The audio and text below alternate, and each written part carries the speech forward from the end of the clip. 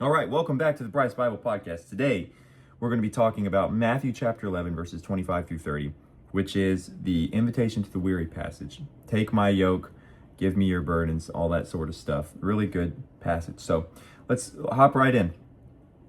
Verse 25 of Matthew chapter 11 says, I thank you, O Father, Lord of heaven and earth, because you have hid these things from the wise and prudent and revealed them unto the babes. Even so, Father, for so it seemed good in thy sight.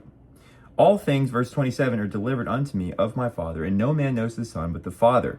Neither knoweth any man the Father except the Son, and he to whomever the Son will reveal him. So we've got to hop in here and see the prerequisites for this rest. There are two things that are prerequisites for us to enter into the rest that we're going to see here in verses 28 through 30. Number one, humility. We have to have humility.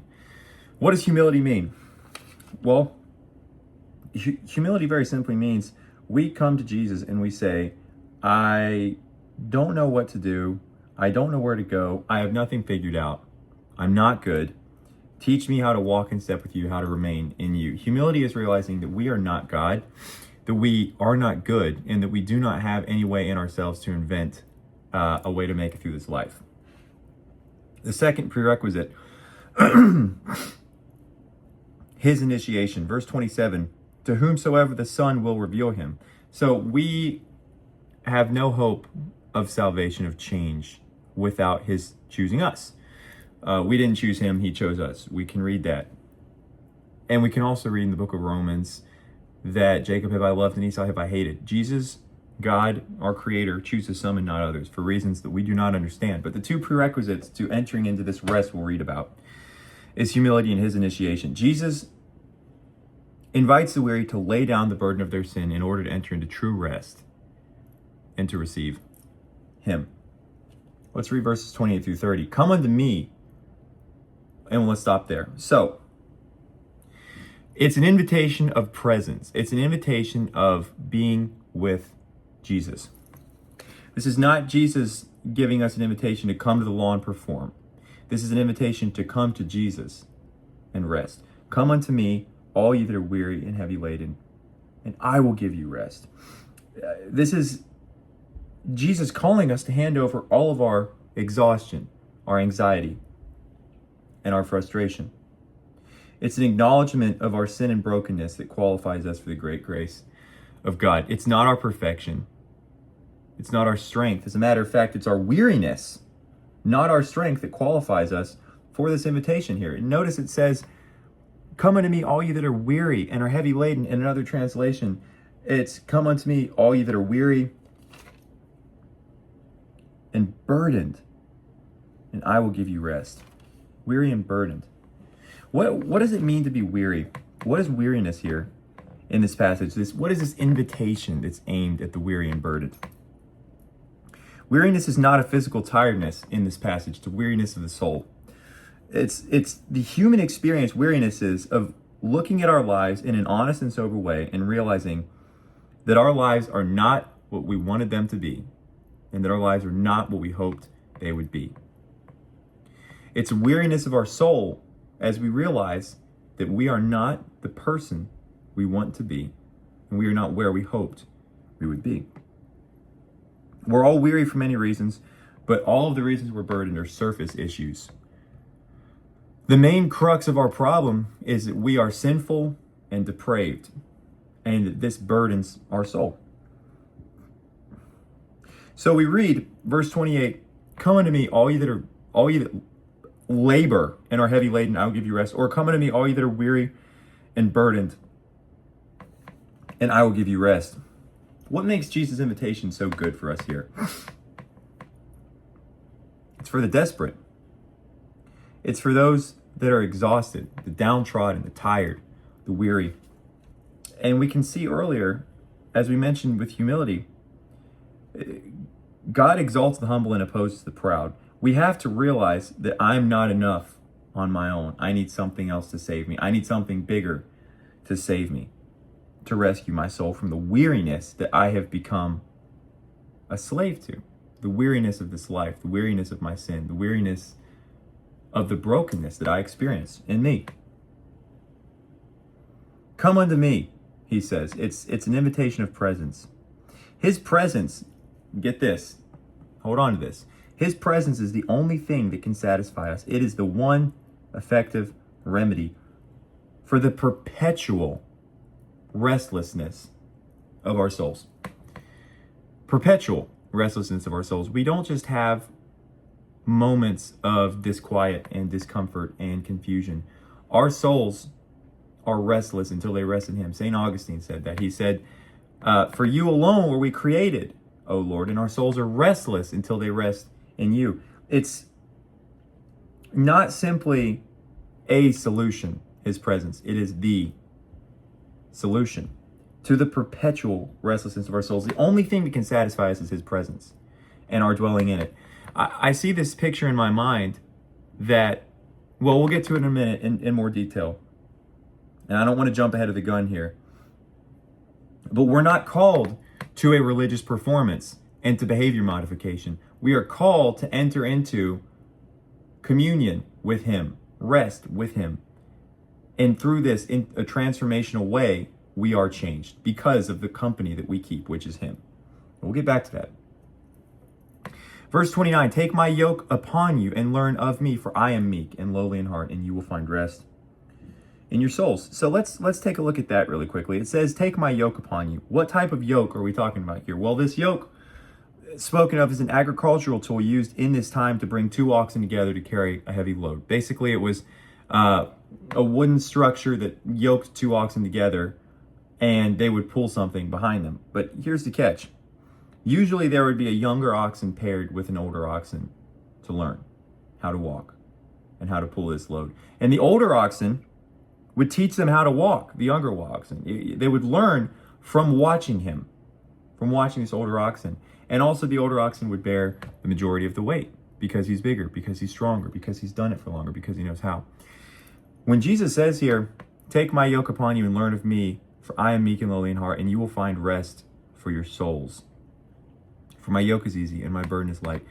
What he's saying is, come to me with all of your burdens and your weariness, this exhaustion of your soul and the brokenness and depravity of your life, and I will take it, and you can walk in step with me and learn how to live, how you were meant to live in fellowship with me. Again, this is not an invitation to come to the law and perform. This is an invitation to come to Jesus and rest. Jesus could have easily given a metric here. He could have easily said something that the Pharisees would have expected to see. Because the yoke the Pharisees positioned on their own necks was the yoke of religious performance and appearance. That's all that they cared about, was performing how they were supposed to perform and appearing how they were supposed to appear and checking off boxes from the law.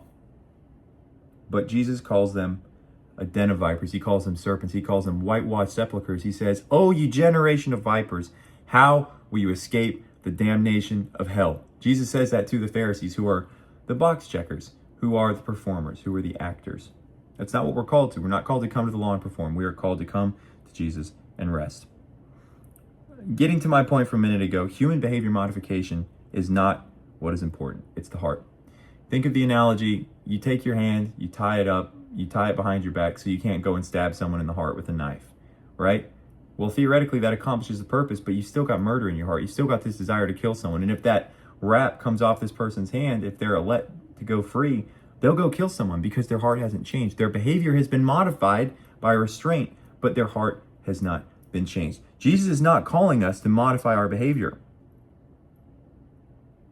The better way that Jesus offers is this: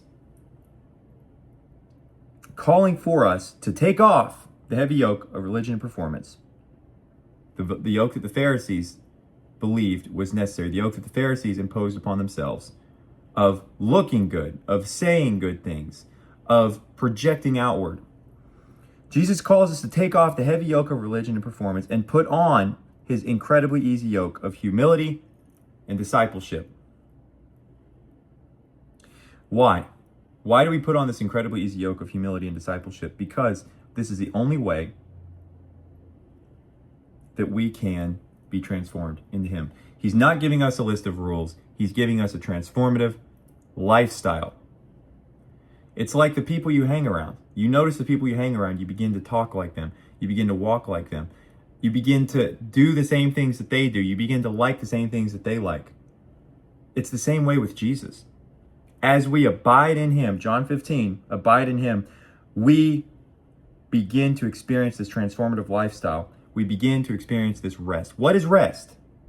What is rest?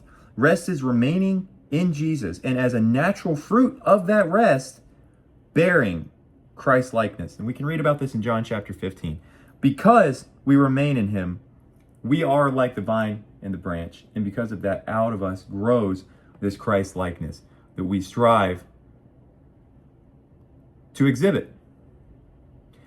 Not as a behavior modification, but as something that naturally comes from us as an outgrowth of who we are and who we're becoming. And we have to remember, this is a matter of abiding, not ambition. What does that mean? We don't simply say, we don't wake up one day and say, all right, I'm going to be more like Jesus, so I'm going to white knuckle it. You know, if you're watching this, you can see, like, I squeeze my hand, my knuckles are turning white because I'm trying so hard, right? That's the analogy. That's the analogy. We think that we have to modify our behavior and white knuckle our salvation and say, you know what? I'm going to be more like Jesus. I'm going to do what's right. I'm going to sin less, and I'm going to stop doing this, and I'm going to do more of this, and and the whole time we're doing this, we're just white knuckling it. We're squeezing so hard and so tight. It's not a matter of ambition. It is a matter of abiding. As we go to Jesus, as we spend time with Jesus, as we bring him, like we talked about earlier, our frustration, our weariness, our burdened soul, our tiredness, then he takes that on himself and he gives us his easy yoke of guidance, where to go and how to live. It's a proximity to Jesus, not a performance. Remember, the Pharisees were all about performance. The Pharisees were so holy in their own eyes that they could do no wrong. They didn't need Jesus. What they needed was the praise of man, and they got the praise of man. Jesus tells them that. He says, you're after this worldly prize, the praise of man, looking good in the eyes of those who see you in the streets, praying loudly and looking up to the sky and saying, oh God, I'm so great. Well, he says, you've got your praise, and you will not get anything else. You won't get favor from God. It's a matter of abiding, not ambition. It's proximity to him, not performance. And we have to remember that. And we have to come to Jesus in humility. That's his call. He gives us this easy yoke of humility and discipleship. But how can we take this yoke on us if we are not humble? If we're proud and we say, God, I've got everything figured out. I don't need it. I don't need your help. I don't need your direction and guidance. I have everything figured out. We have to realize that we do not have anything figured out. Humility is coming to Jesus, like I said earlier, and saying, Jesus, I have nothing figured out. I do not know where to go. I do not know how to be good. I am not good. I need you to show me how to walk, to show me how to live, to be this oxen that guides me in the same yoke as me, to pull the heaviness of the weight and the heaviness of my soul, and to lead me in the way everlasting that he promises he will. The most beautiful thing is that he's not giving us a list of rules. He's giving us a transformative lifestyle. He didn't come to say, all right, no longer do we have to follow the law and the rules that Moses put into place. He said, the law and those rules are all fulfilled in a very simple thing.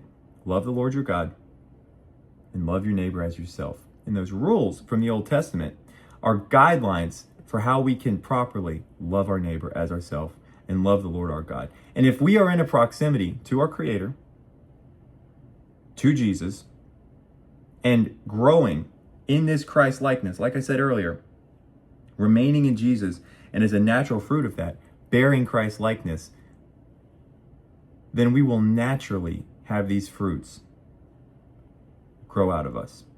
The fruits of the Spirit, the things that we're called to do, and the way that we're called to live. He's not giving us a list of rules. He's giving us a transformative lifestyle. So what's our call from this passage? It's a beautiful passage of rest and recovery. We are desperate. We are the weary. We are those who come to Jesus needing guidance, needing rest. And he promises to give it to us. His yoke is easy and his burden is light. He calls the desperate to come to him. And when we do, he guides us. The call is simple. Come to him, be transformed. It says, be ye changed in the New Testament. Be ye changed. How are we changed? We're not changed by tying up our right hand and our left hand behind our back so that we don't stab someone in the heart. We are changed by beholding his incredible light, a light that we cannot understand because it's so bright, and seeing how much more beautiful he is than those other things around us. And because of that, we are changed into his image and into his likeness. And as time goes on, the layers of our old self peel off and we're transformed into his image of Christ likeness. If you're tired, go to Jesus. He has the strength to carry the things that we don't. All right. Have a good week. Goodbye.